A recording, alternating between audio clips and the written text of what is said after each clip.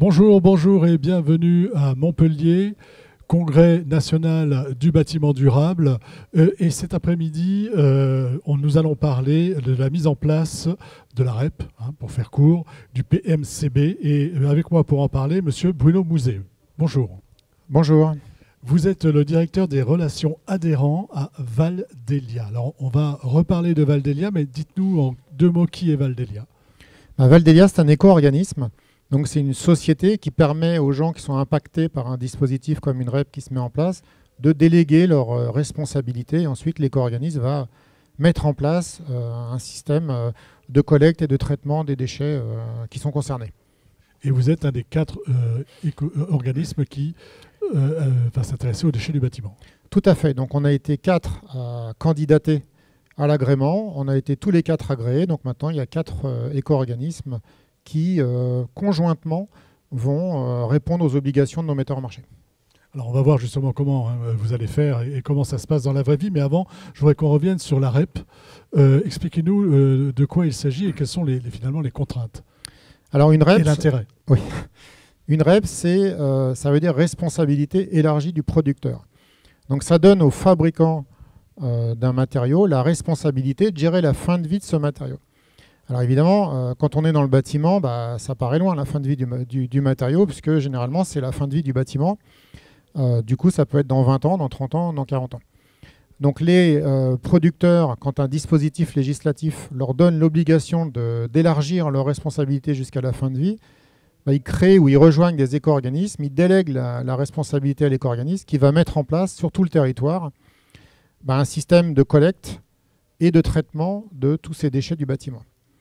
Alors, ce qu'on peut en attendre, c'est finalement d'avoir un traitement de qualité des déchets et surtout un recyclage et un taux de réemploi qui vont s'accroître dans le futur avec le déploiement des filières de collecte.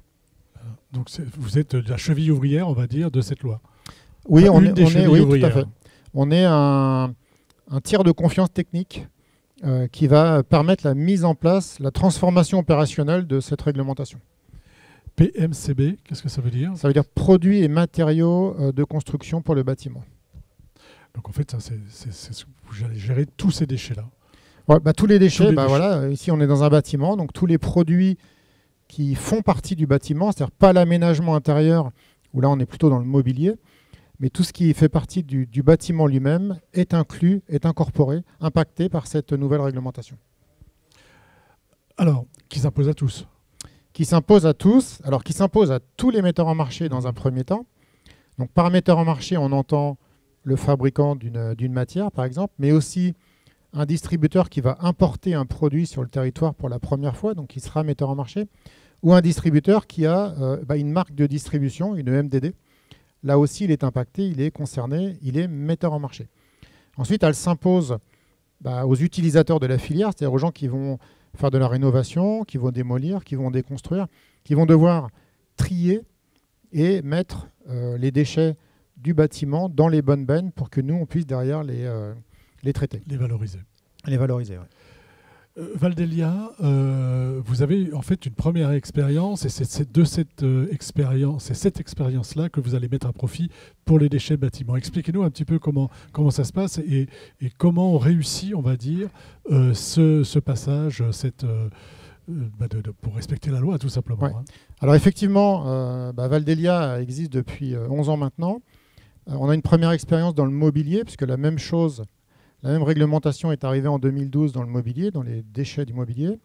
Donc on a mis en place un système de collecte, de traitement sur tout le territoire, Drumcom incluse. Et aujourd'hui, on a des taux de collecte qui sont très élevés. On a un taux de recyclage qui est supérieur à 85%. Donc 85% de ce qu'on reçoit est recyclé, alors qu'auparavant, c'était enfoui.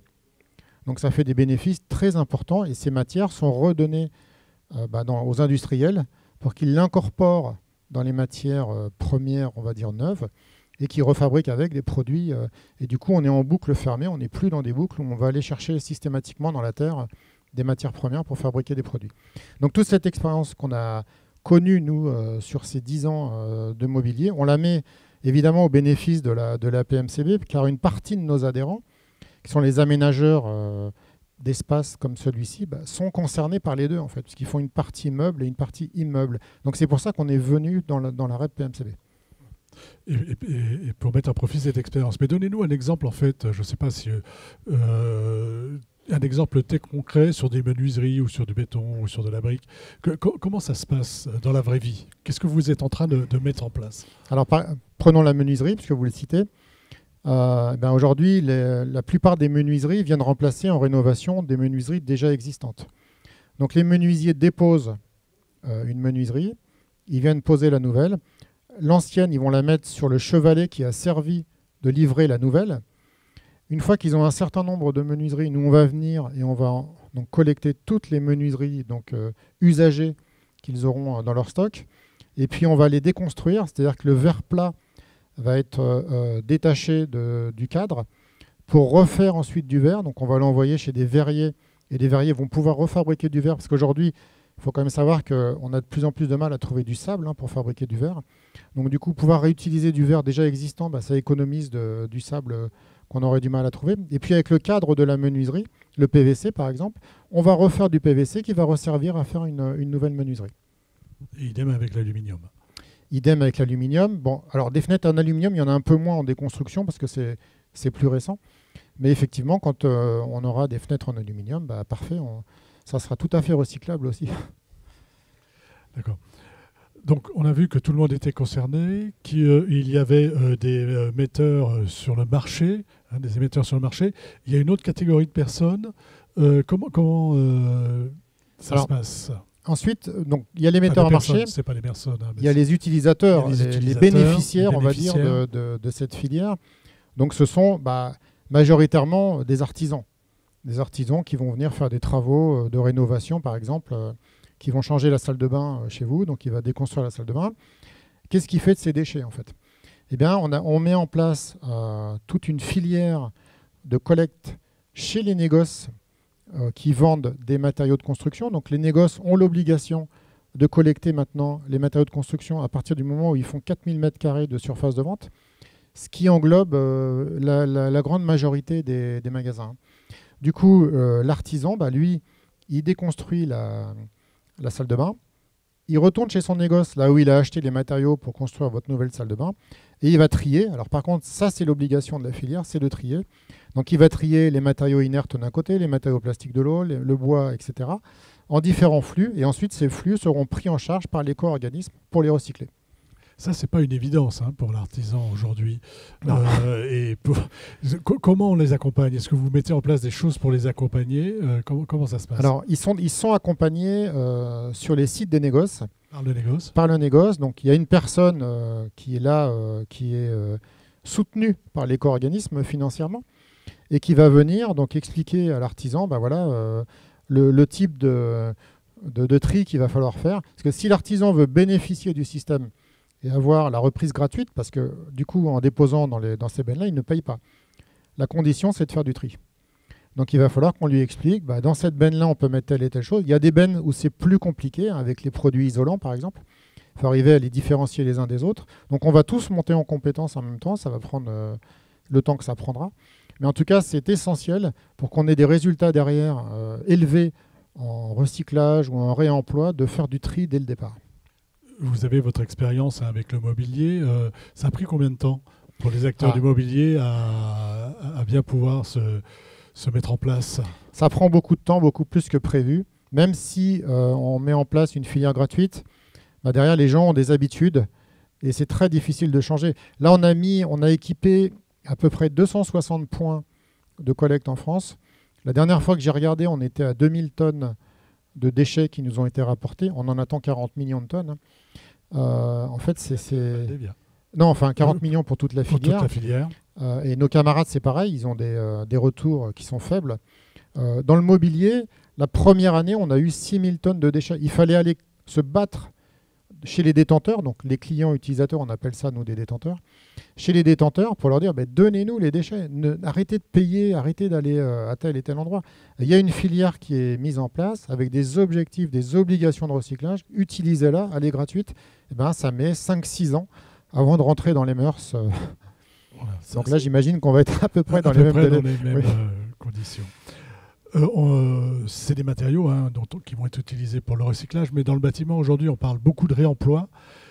Comment vous travaillez la filière du réemploi et comment vous vous inscrivez, en fait, parce que c'est une nouvelle filière, il va falloir... Oui. Comment ça se passe?